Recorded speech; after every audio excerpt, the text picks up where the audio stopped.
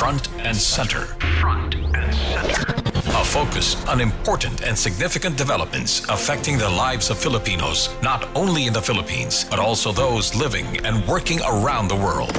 Join us in Front and Center. Front and Center. Here on Radyo Pilipinas World Service. Good morning to all of our listeners here on Radyo Pilipinas World Service. Welcome to another edition of Front and Center, where we put very significant issues affecting our country, the Philippines, as our program title says, Front and Center. On behalf of our colleague Jerome Toledo, I'm your host, Steph Vicente, joining you all for a more or less 30-minute worth of talk discussing important matters with our government officials, people from the private sector, or even members of the academe. As seen through our video live streaming, you may watch and listen to Front and Center through our official Facebook page. Just search Radyo Pilipinas World Service. The same goes for our official YouTube channel. Meanwhile, we also have an audio live streaming thanks to the Evox PBS receiver app. You may download the said mobile application via Google Play Store if you are using an Android phone or via App Store if you are using an iPhone. Once you have entered the Evox PBS receiver app, just find the logo of Radyo Pilipinas World Service in order for you to be able to listen live to our programs such as Front and Center. We are also back on shortwave radio starting last December, as Front and Center is part of our English service, which airs from 10 o'clock to 11:30 in the morning. That's Philippine Standard Time. You may listen to us via the following shortwave frequencies: 15.640 MHz, 17.750 MHz, and 21.720 MHz. For the first part of our program, we'll give way to a pre-recorded interview conducted by our main host, Jerome Toledo, in regards to updates on the Navotas City sanitary landfill fire. He was joined by Department of Environment and Natural Resources, or DENR, Environmental Management Bureau Director Assistant Secretary Jackie Kaankan. Here is the entirety of the said interview. Joining me now today is the Director of the Environmental Management Bureau of the Department of Environment and Natural Resources, none other than Assistant Secretary Jackie Kaankan. Good morning, and thank you so much for joining us in the program Front and Center on Radyo Pilipinas World Service. Good morning, Jerome. And allow me first to thank Radyo Pilipinas World Service for inviting the DNR to share some updates on the Navotas landfill fire, as well as its connection to the solid waste management law. All right. And pleasure is ours, Sec Jackie. So let's start with this topic regarding the Navotas sanitary landfill fire. But first, I would like to get an update. What's the status of the sanitary landfill? Is it already closed, and have you found any lapses on how the landfill operates? Okay. Just to the first question, the Navotas sanitary landfill facility has been officially closed since 2025. However, when you talk about the lapses, let me first mention that residual waste materials, even if the sanitary landfill is closed, accumulated landfill gases continue to present potential hazards, including the risk of subsurface fires. So in this context, a comprehensive and systematic investigation is currently underway by the DNR, of course, to determine both the proximate and root causes of the incident. So this matter is being carefully studied, and accountability mechanisms will be pursued against the responsible entities or entity if found the lapses or any violation once the investigation is completed and findings are firmly established. Although the sanitary landfill there in Navotas has been closed since 2025, there is still a liability imposed to them. Yes, definitely. There are certain circumstances why the proponent of the landfill uh, was not able to totally implement the safe enclosure rehabilitation plan. But we'll go to the details once we are have finalized the results of the investigation. Okay. I believe the sanitary landfill fire in Navotas reaches fourth week. So how is the DNR responding to this? Well, from the time of the fire incident was reported, so I think the fire occurred in April 10. A series of coordinated emergency technical and regulatory actions were undertaken in response to the sanitary landfill fire incident. So it's not only the DNR, but the DNR continues to actively respond to the Navotas landfill fire. Now, yeah, it's entering the third week, as you mentioned, in close coordination, of course, with the city government of Navotas.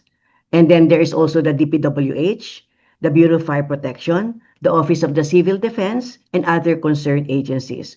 So initial efforts focus on rapid interagency mobilization. Immediate containment measures were implemented, including the trenching, the establishment of fire breaks, and deployment of heavy equipment and firefighting resources. So the LGU de Navotas, serving as the incident commander, oversaw the fire suppression and community assistance through the interagency mobilization involving various national agencies I've mentioned. And then the DPWH provided the manpower and the heavy equipment to prepare access roads, the trenching, and the establishment of fire breaks. And then there is also the Bureau of Fire Protection. They conducted the fire suppression activities, including aerial water bombing. Then there's also the National Disaster Risk Reduction Management Council. They deployed drones to conduct thermal scanning to identify critical hotspot zones for immediate deployment. Then DOH as well.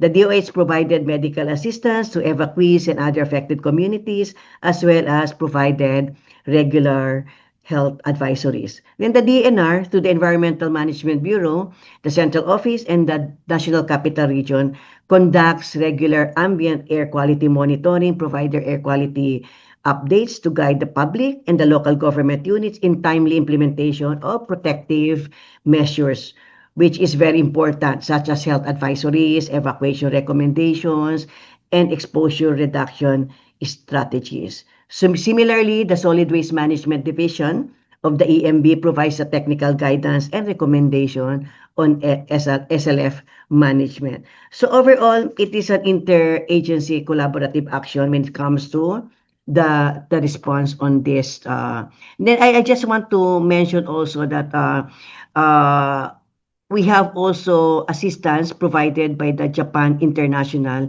Cooperation Agency, the JICA, Mm. and then the Japan Disaster Relief Team, who provided us with technical expertise, on-site assessment, practical engineering recommendations that strengthen the landfill fire suppression and the decision making that we had to do. No, so in addition, the DNR conducts the to sustain the air quality monitoring in affected areas. Moving forward, DNR-EMB has directed the landfill operators nationwide, not only the Navotas, to submit contingency plan.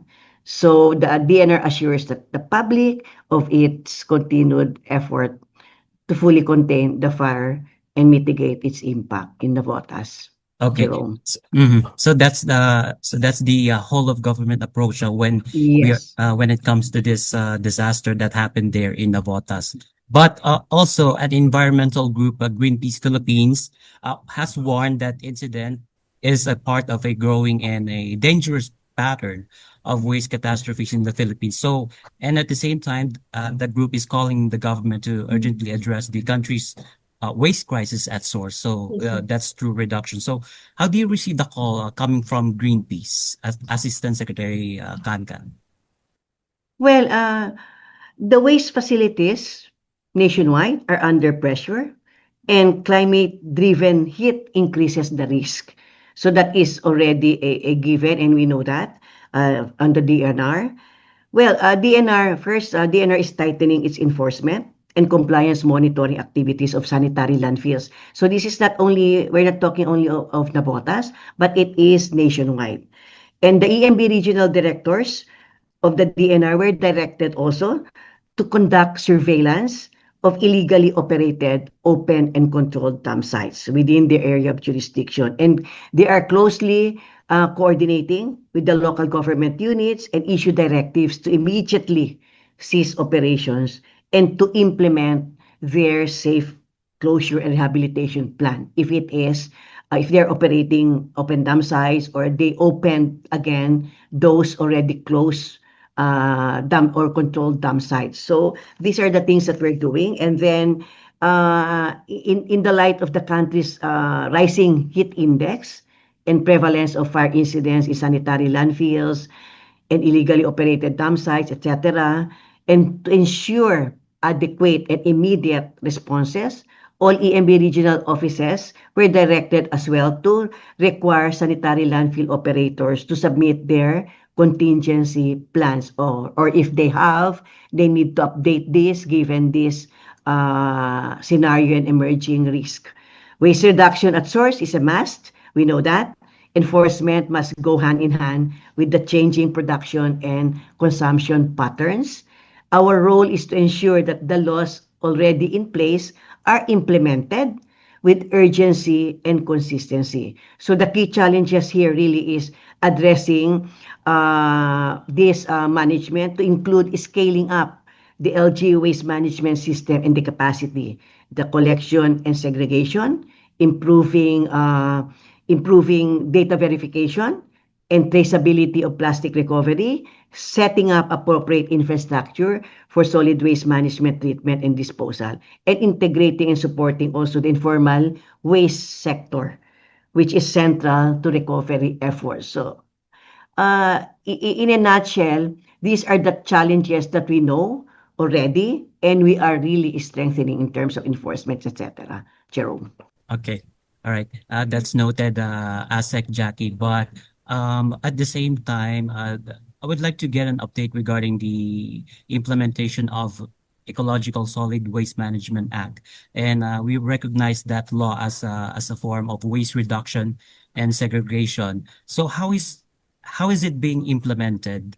And also, are there any critical gaps in implementing this particular environmental law, the Solid Waste Management Act?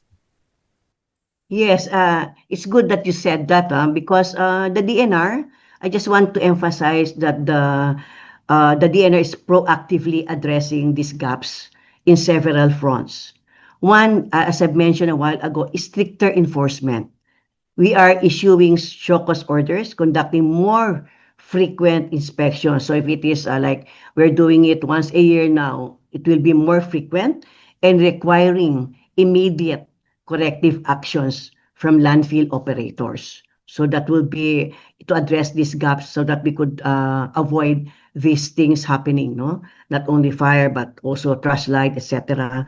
And then closing illegal dump sites. As I mentioned also, there are certain closed dump sites that have been opened again because of the limited disposal sites. So LGUs operating open or controlled dump sites are being ordered to stop or to cease operations and implement safe closure plans and to rehabilitate it.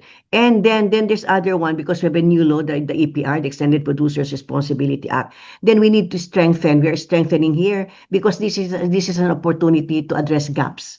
So strengthen the EPR compliance. We are tightening monitoring of obliged enterprises, validating the recovery programs, and coordinating with regulators to address loopholes that allow excessive single-use production of plastic. Then technical support, of course, it is needed, technical support to LGUs. Many LGUs lack the capacity, so we are providing engineering guidance, the training, and on-site assistance to improve segregation, collection, and facility operations. So Okay. these are the things that we are looking at proactively to address the gaps that you are saying. Okay. All right. Few more questions, ASEC Jackie.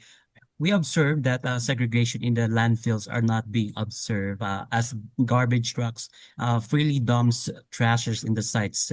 And also the law on managing solid waste has been in effect 2 decades ago. I think it was implemented around 2000. So how is this law being implemented so far among the landfills that we have here in the Philippines? Yes, the Republic Act 9003 had been there more than 25 years. So, under the law, segregation at source is primarily conducted in the household, as you can see, no? And implemented by the local government units as provided under Republic Act 9003. So to address this, the DNR has regularly conducted inspections of sanitary landfills to ensure that the, the, these sanitary landfills has their permits and they're operating within the design or the operations manual. So really, the challenge here is on the to ensuring that the segregation at source and then segregated collection and then recovery of the recyclables are in place. So as you've mentioned, the law is there, but we really need to highlight, of course, the need for infrastructure to support this segregation at source, which is the materials recovery facility. So the barangay level, the barangay levels must establish, if not individual barangay, it could be clustered to serve the segregated collection, and so that the collectors from the municipality or the city level would only collect those final residual waste. So basically, these are provided under the law. What we need to do is to provide the infrastructure and stricter enforcement of the law. All right. Okay. One last, Assistant Secretary Kankan. Um, although that Navota sanitary landfill fire is now causing health conditions among the population. So, what are the assurances that this situation there is being closely monitored, considering that the sanitary landfill fire poses significant health risk to an individual living and close to the area? Yes, we are doing that because public safety is a priority. Over and above anything else, public safety is a priority. So as I have mentioned, DNR is tightening its enforcement and compliance monitoring of sanitary landfills, so not only in Navotas, nationwide, and surveillance of this illegally operated open and controlled dump sites. And also, close coordination with the Regional Mines and Geosciences Bureau are done for the conduct of the sanitary landfills engineering, geological, and geohazard assessment to determine compliance with the findings. Also, if there are gaps or there are loopholes, then we need to address the with engineering intervention.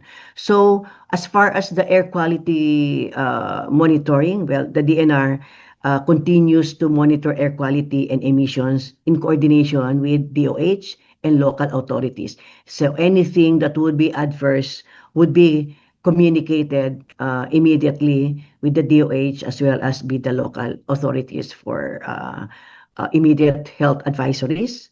And we are also deploying the EMB teams to assess site conditions, verify compliance, and recommend immediate interventions of sanitary landfills, especially those big ones, the category 4. And then coordination with the Bureau of Fire Protection for the suppression, containment, and prevention of secondary incidents that might occur.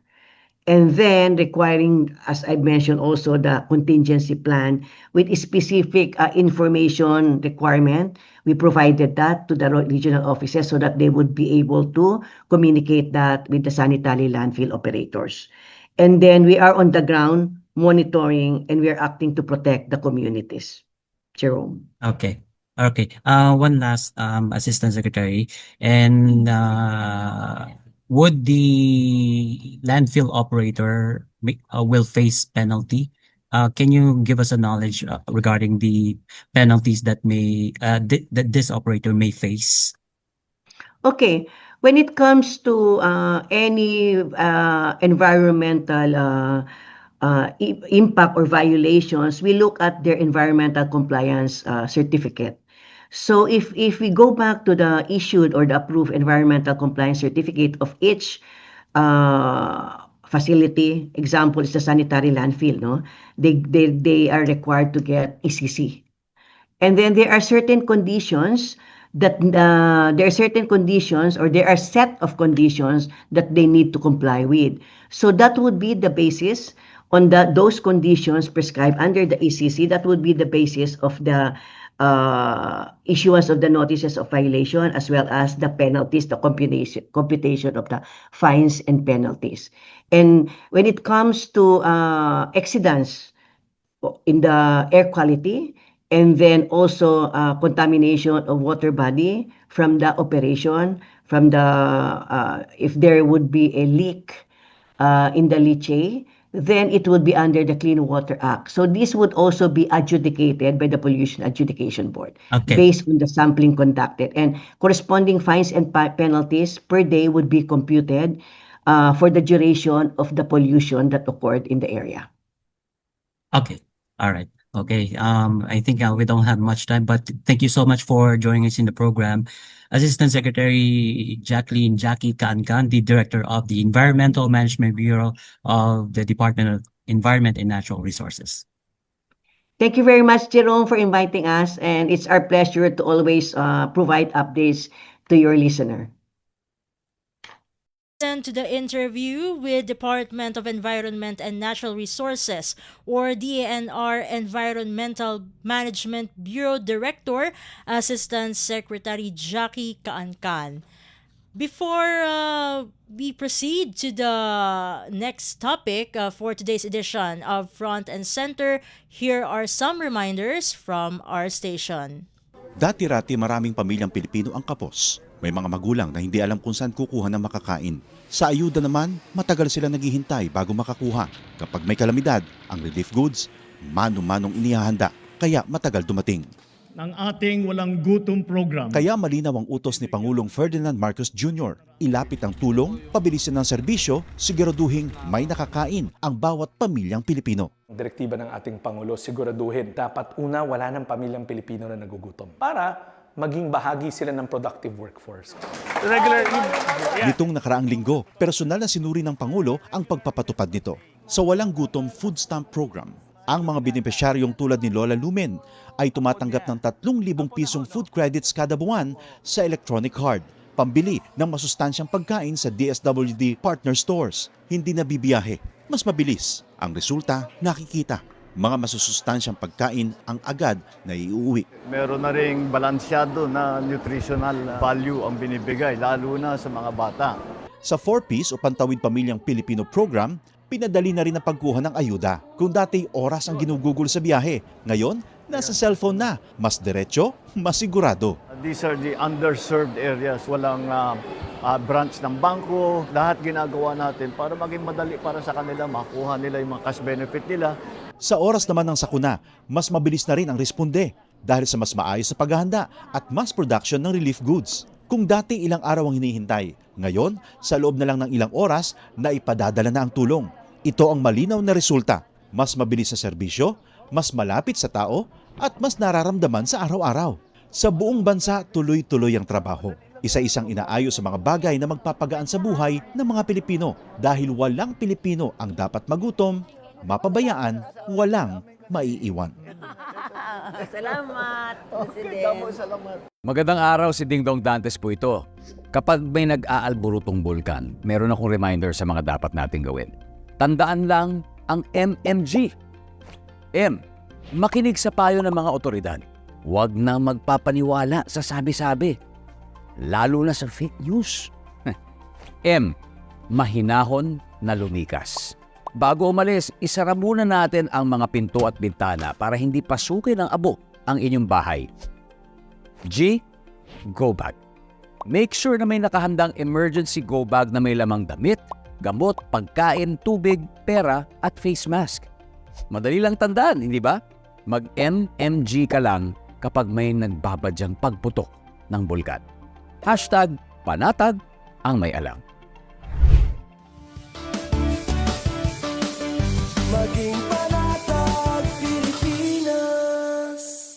Mas pinadali na ang government transactions sa tulong ng eGov.ph Super App. Pwedeng-pwede mo nang magawa ang lahat ng ito. I-download ang eGov app sa iyong smartphone o tablet mula sa App Store o Google Play Store. Pagkatapos, ilagay ang iyong mobile number at i-authenticate gamit ang one-time PIN o OTP para marehistro ang iyong account. Saka ilagay ang iyong mga pangunahing impormasyon at kumpletuhin ang facial recognition technology para sa verifikasyon ng iyong pagkakakilanlan. Para sa mas mabilis at mas maayos na serbisyong panggobyerno, gamitin na ang eGov.ph Super App.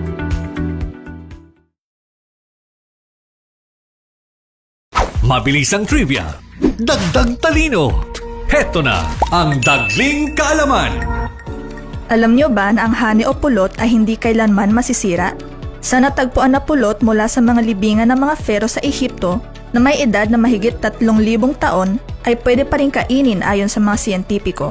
Dahil ang pulot ay may natural preservatives na pumipigil sa bakterya para dumami na dahilan kung bakit nabubulok ang isang pagkain. Kaunting kaalaman na malaking dagdag talino. Abangan muli ang susunod na Dagling Kaalaman. Front and center. Front and center. Here on Radyo Pilipinas World Service. And now we're back here in the program Front and Center. This has been your host for today, Steph, Vicente. At this point, we will take a closer look at the shifting political landscape as the country slowly moves toward the 2028 presidential elections. Recent survey results are drawing significant attention not just because of who is leading, but because of how the numbers are changing. According to the latest Pulse Asia and Okta Research surveys, the once-wide lead of Vice President Sara Duterte is beginning to narrow against Naga City Mayor and former Vice President Leni Robredo. From a previously commanding advantage, Duterte's lead has tightened to a closer margin, 51% to 43% in Pulse Asia's head-to-head scenario and 46% to 35% in Okta Research survey. Observers say this narrowing gap may reflect a deeper shift in public sentiment. In this regard, House Senior Deputy Majority Leader Lawrence Defensor points to growing public awareness of the ongoing impeachment proceedings against the Vice President. With more Filipinos closely following televised hearings, online streams, and radio coverage, issues such as alleged misuse of public funds, corruption, and other accusations are becoming more widely understood. Representative Defensor notes that the Vice President's continued silence on these allegations could be influencing public opinion, and as more evidence is presented and remains unanswered, both lawmakers and ordinary citizens may be reassessing their positions. This, Representative Defensor says, could explain the gradual decline in Vice President Duterte's ratings and the corresponding rise in support for her potential challengers. To better understand what Representative Defensor has noted, we are now joined via Zoom by political analyst Dr. Froilan Kalilung. Dr. Kalilung, welcome to Front and Center. This is Steph Vicente again of Radyo Pilipinas World Service. Yes, good morning, Steph, and good morning also to our televiewers and everyone who's watching right now. Thank you very much, Dr. Kalilung, for joining us here in the program. First of all, how do you interpret the narrowing gap between Vice President Duterte and Naga City Mayor Robredo in the surveys which I mentioned earlier? Well, the narrowing gap actually is something that we quite expected, primarily because the initial front runners, historically speaking, though they may actually be given a good margin at the onset, we normally see that this numbers also tries to reach its peak rather early. So the plateau definitely has been reached, and so the trajectory is for it to stabilize at some point, or it may actually go down. That's always the usual path. And I think right now what we're seeing, of course, here is the fact that Leni Robredo, though she lost in 2022, still maintains a solid political base. And that there are a lot of people right now egging on her to run, even if she already mentioned that she's not going to run, which I believe is a part probably of a political strategy as well. No, we call this the politics of reluctance, so that at least the public will not see her as somebody who is very adamant or very focused or dead set on trying to secure the presidential post. And so maybe she's trying to still see and weigh how her numbers will fare and how her supporters or even her detractors will react. And even maybe she's also seeing the turning of the tides, possibly to her favor.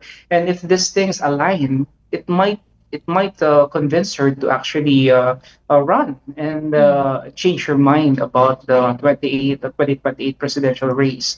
Now, on the part of the vice president, I think what she needs to do here primarily is not just to focus on Mindanao, because I think Mindanao is really, no doubt, it's really a solid vote for the vice president. But she needs to expand her reach beyond Mindanao, and also she needs to consolidate within the upper segments of the social demographic levels, because when you look at the surveys, most of the supporters of the vice president will be coming from the D and E, no, some C crowd, no, but the A, B, C primarily are with Senator Tulfo, and also with uh, former Vice President Leni Robredo. Let's go to Vice President Sara Duterte. Is the impeachment proceeding the sole reason why the survey ratings in relation to the vice president are declining? When you have the entire mechanism of or the entire what do you call this weight of the administration backed congressman thrown against you, and it does not reflect any tangible outcome, then it's considered to be a failure.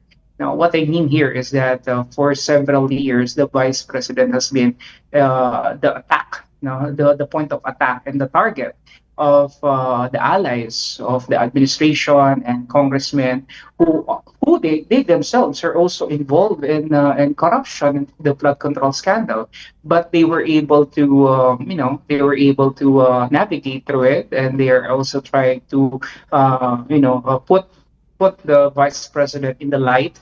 And of course, this will have a direct impact on the vice president, because many of our countrymen, especially those who really do not understand or who doesn't have any good level of analysis, will be quick to point out that the Justice Committee's hearing is, by and large, the real trial, right? When in fact it was just there to actually create and ensure that there is a probable cause, so that they could elevate the impeachment complaint to the Senate.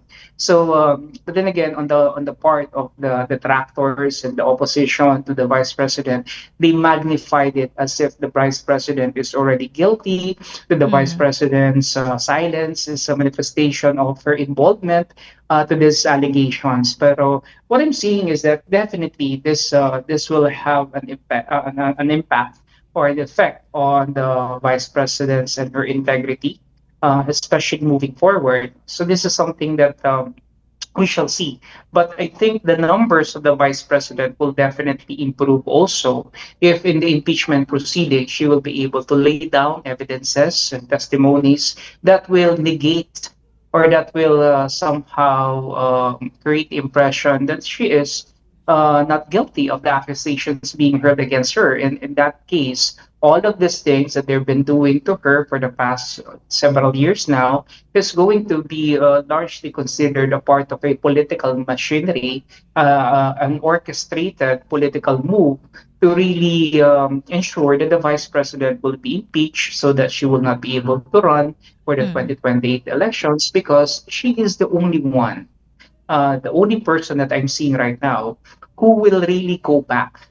Not really a matter of vengeance, but I think it's really a matter of ensuring accountability as well to those people that are involved in the flood control scandal, to those people that are involved in the massive corruption, the trillions of pesos that are now missing.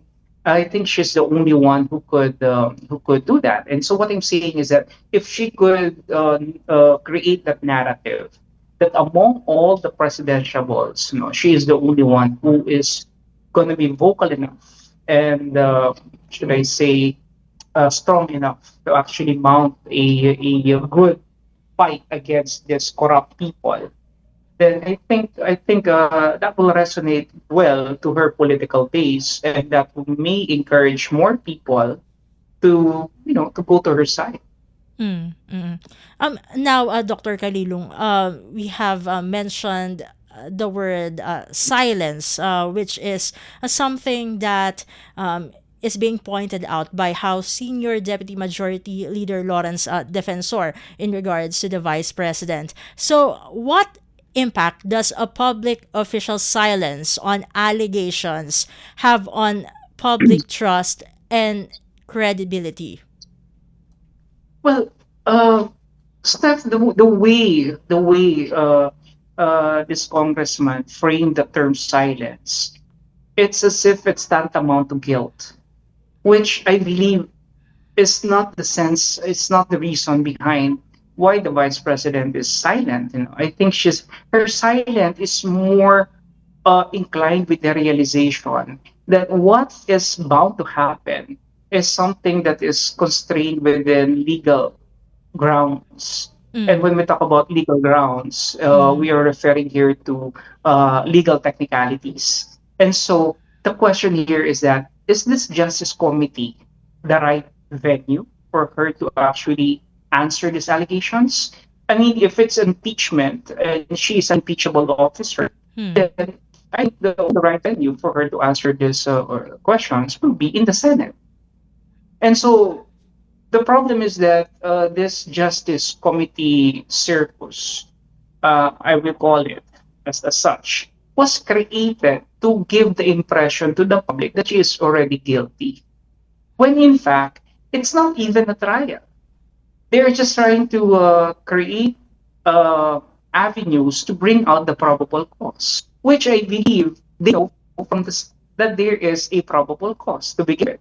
Because when you look at the composition of the members of this Justice Committee, most of them, if not all, are actually against the Vice President. So where is the fairness there? Okay.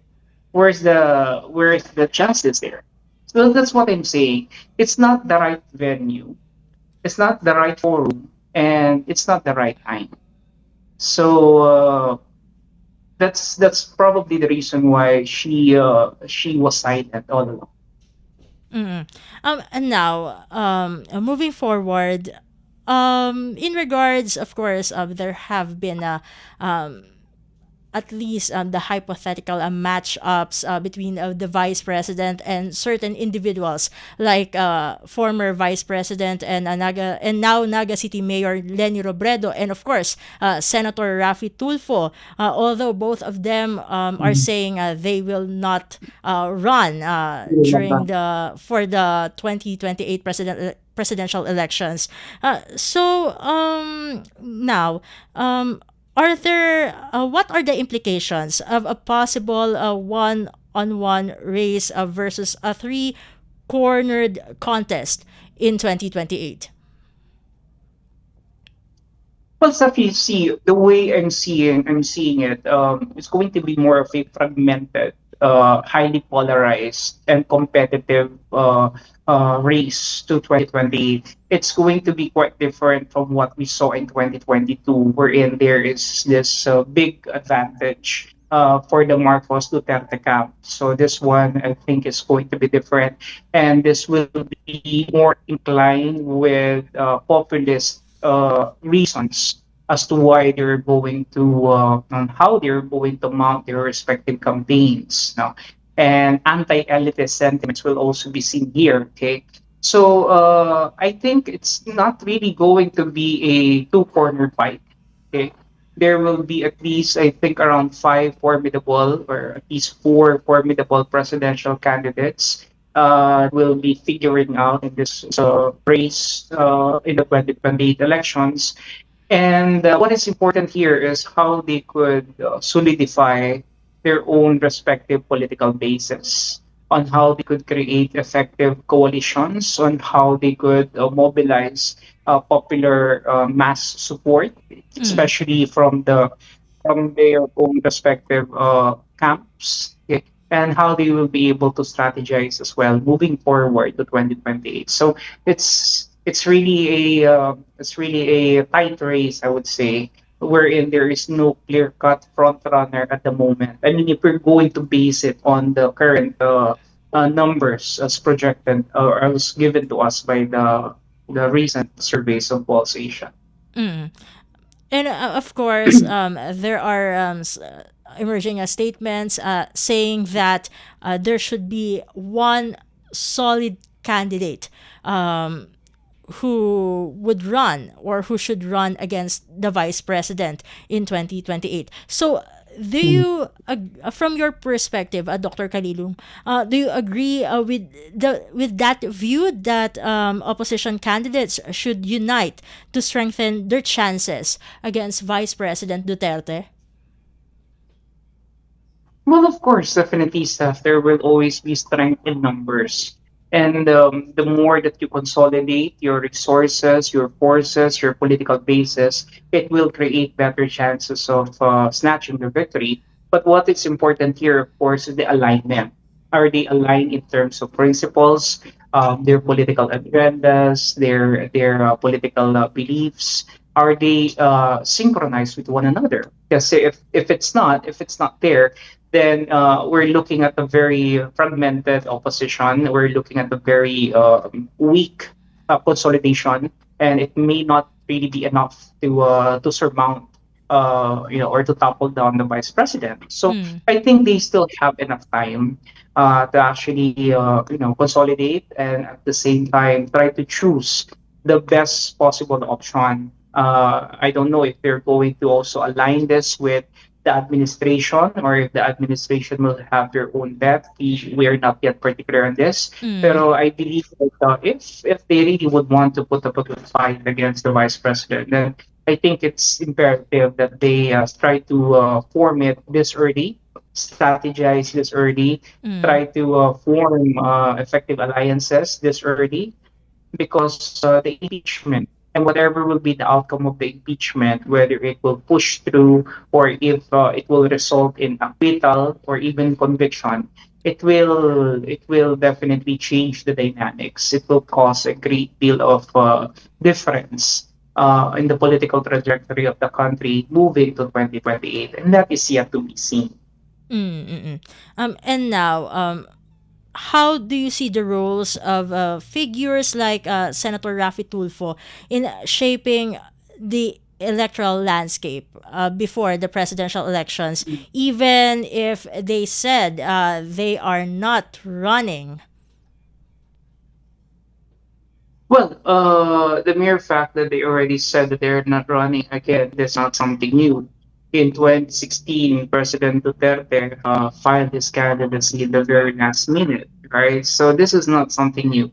In fact, I may call it a political strategy, a political wait and see, all right? And if they feel that there is enough support coming from not just their political base, but from the outside, then they might consider running. So it's really not yet cast in stone. This reluctance Mm. may actually appeal to Filipinos because they're projecting the image that they are not very much beholden to the idea of becoming a president, but rather they're becoming a president is actually being provided because of the push from their supporters and from people outside of their political bases. So they may actually use this. Pero for Rafi Tulfo kasi it's quite different because what I'm seeing here is what we call media-based populism. Mm. Okay, especially with the brand on how they establish the Tulfo brand as somebody would provide swift justice, especially to the poor. That's something else. But of course, we need to see also how Rafi Tulfo has been doing things here in the Senate Mm. because it's different when you're in the television and it's different also when you're already in the Senate. And I think he's not really creating much of a dent in the Senate right now. So how could we consider that as a presidential attribute if he's not performing well also in the Senate? Not to mention that he is also silent on many issues brought in the country, like the flood control issue and the corruption. He was not very vocal about it. So I think these are some areas in which he needs to also see whether he could reverse or re-strategize. Mm-mm, mm-mm. And of course, Dr. Kalilong, we have mentioned the surveys earlier. There are emerging names aside from Vice President Sara Duterte. There, of course, there are Naga City Mayor Leni Robredo, and then Senator Rafi Tulfo.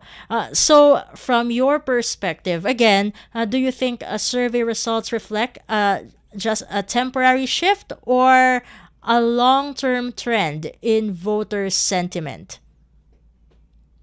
Well, we need to understand that surveys are actually what we call a snapshot in a point in time.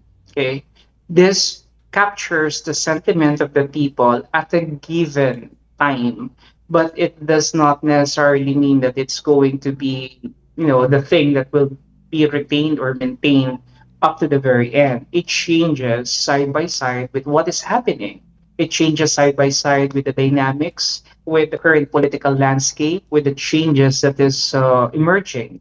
So what I'm saying here is that, for example, the impeachment, as I've said, could actually create a tremendous effect Mm. on the vice president, as in as much as it also create a tremendous impact to the other presidential balls. And we might see that there will be a change in the numbers as we move forward. And we need to understand that this is not just one of the issues. I mean, this is just one of the issues that we're looking here.